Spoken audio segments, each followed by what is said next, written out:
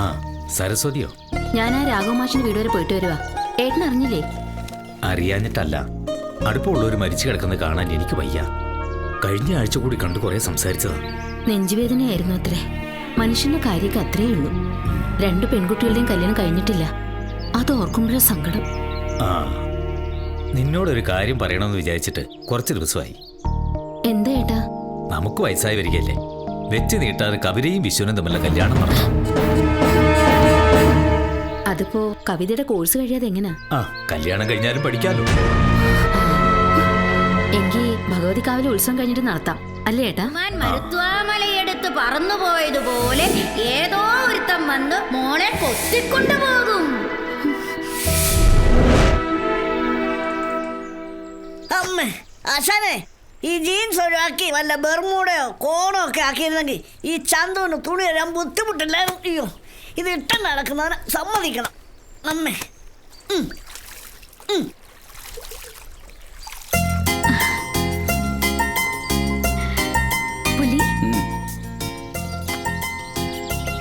നീ എന്തിനാ ഇങ്ങോട്ട് വന്നേ?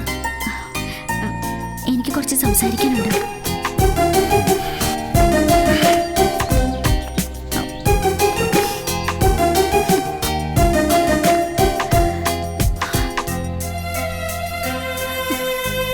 നിന്നെ ഞാൻ എത്രമാത്രം സ്നേഹിക്കുന്നുണ്ടെന്നറിയോ? കഴിഞ്ഞതൊക്കെ ഒന്ന് ഓർത്തു നോക്കിയേ. മറ്റൊരാളെ നിന്നെ ഇത്രമാത്രം സ്നേഹിക്കുന്നുണ്ടാവില്ല. ഇതൊക്കെ പഠിക്കാനാണ് നീ കോളേജിൽ പോകുന്നത്? പുലി, ഇത് തമാശ പറയാനുള്ള നേരമല്ല. അച്ഛൻ എന്റെ കല്യാണം തീരുമാനിച്ചു. ക്ഷണിച്ചാ സദ്യ ഉണ്ണാൻ ഞാനും വരാം. എനിക്ക് നിന്നെയാ ഇഷ്ടം. നീ എന്നെ കല്യാണം കഴിച്ചില്ലെങ്കിൽ ഞാൻ മരിക്കും, ഉറപ്പാ. ഭ്രാന്ത് പറയാതെ അച്ഛൻ പറയുന്ന ചെക്കനെ കിട്ടി സന്തോഷമായിട്ട് ജീവിക്കാൻ നോക്കടി.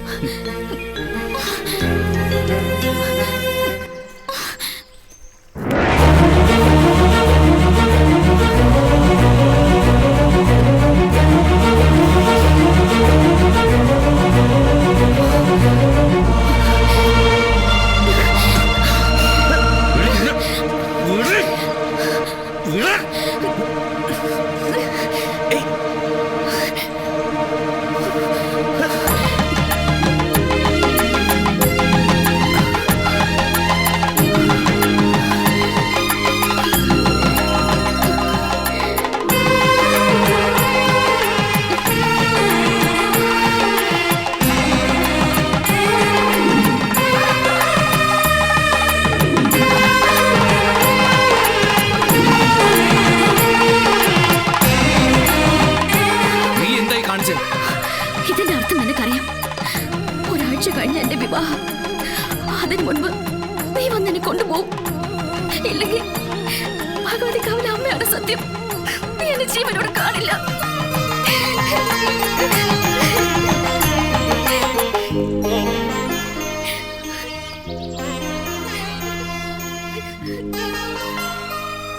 ഈ പെണ്ണിന് വട്ടല്ല, ബുദ്ധിയാ, അതിബുദ്ധി.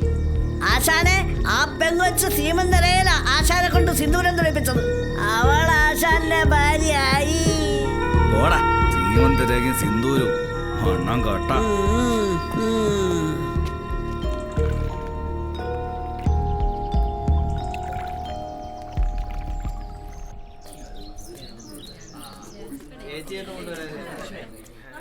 ശിവേട്ട, അവരിങ്ങ് എത്താറായി. അമ്പലത്തിൽ പോയിട്ട് കവിത ഇതുവരെ വന്നില്ലല്ലോ. നീ വരുമെന്ന് കരുതി രാത്രി മുഴുവൻ ഞാൻ കാത്തിരുന്നു. നിന്നെ കാണാത്തോണ്ട് ഇങ്ങോട്ട് വന്നത്. നീ വന്നെന്ന് കരുതി ഞാൻ നിന്നെ കല്യാണം കഴിക്കണമെന്നുണ്ടോ? എടാ, കവിത നിന്നെ വിശ്വസിച്ച് ഇറങ്ങി വന്നിരിക്കുന്നു. നീ ആയിട്ടിന് പറ്റില്ല എന്ന് പറയരുത്. നീ ധൈര്യമായിട്ടും കൊണ്ടുപോയിക്കോടാ. എന്നിട്ട് ഇവളുടെ കഴുത്തിൽ ഒരു താലിയും കെട്ടി നിങ്ങൾ സുഖമായിട്ട് ജീവിക്കാം. അതിനുള്ള ധൈര്യം നിനക്കുണ്ടല്ലോ. പിന്നെ എന്ത് സംഭവിച്ചാലും നിങ്ങളുടെ ഒപ്പം ഞാൻ ഉണ്ടാവും.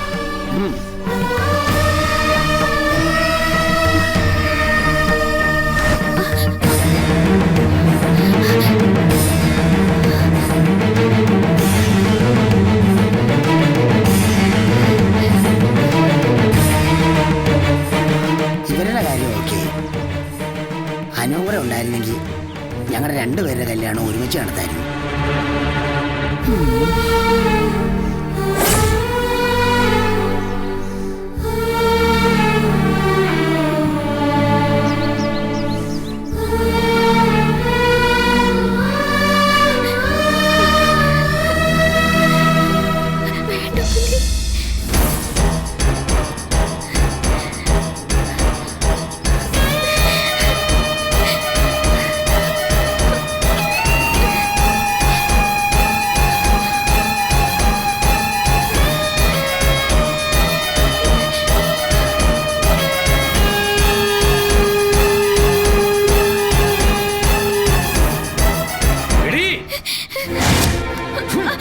കുടുംബത്തിന്റെ മാനം കെടുത്തിട്ട് നീ ഇവന്റെ കൂടെ ഇറങ്ങിപ്പോകും അല്ലേടി നശിച്ചവളെ.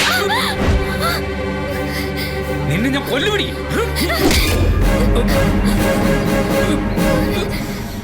ഇനി ഇവിടെ തല്ലരുത്. അത് പറയാം. നീ ആരാ? തല്ലി കൊല്ലടാ ഇവനെ.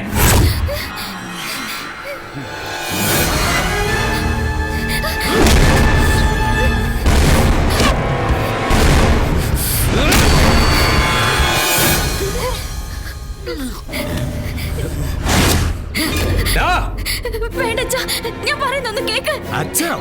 ഇനി നീ എന്നെ അങ്ങനെ വിളിക്കരുത്. ഞാനും നീയും തമ്മിൽ ഇനി ഒരു ബന്ധവുമില്ല. പോയിട്ടോ ഇവന്റെ കൂടെ എങ്ങോട്ടാണെന്ന് വെച്ചാ. എടാ, എന്റെ മകളെ ചതിക്കാനായിരുന്നു നിന്റെ ഭാവം അല്ലേ? അതായിരുന്നു ഉദ്ദേശമെങ്കിൽ ഞാൻ ഇവളെ ഇങ്ങോട്ട് കൊണ്ടുവരില്ലായിരുന്നു. കൊച്ചു പെണ്ണല്ലേ, ഇവൾക്ക് തോന്നിയ ഇഷ്ടം ഒരു ബുദ്ധിമോശമാണെങ്കിൽ തിരിച്ചേൽപ്പിക്കാന്ന് കരുതി. എന്തായാലും കാര്യങ്ങൾ ഇത്രത്തോളം ആയ സ്ഥിതിക്ക് കൊണ്ടുപോകാൻ ഞാനിവിടെ എന്റെ പെണ്ണായിട്ട്. തടയാൻ ചങ്കൂറ്റുള്ളോ തടഞ്ഞോ?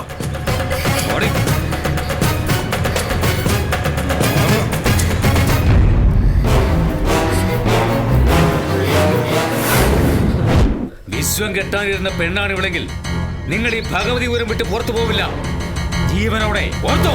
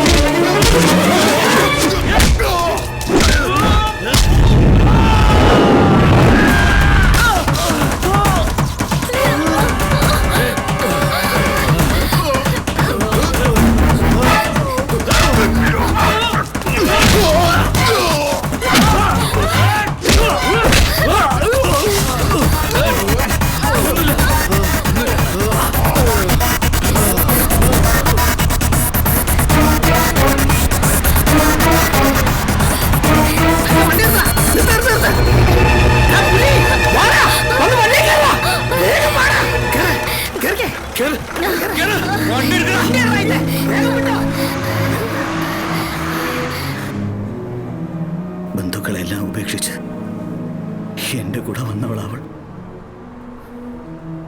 അവൾക്ക് എന്നോടൊപ്പം ജീവിക്കാൻ കഴിഞ്ഞില്ല. എങ്കിലും അവൾ ജനിച്ചു വളർന്ന നാട്ടിൽ അവളുടെ ചിതാഭസ്മം ഒഴുക്കണം. എന്നാലേ അവളുടെ ആത്മാവിന് ശാന്തി ലഭിക്കും.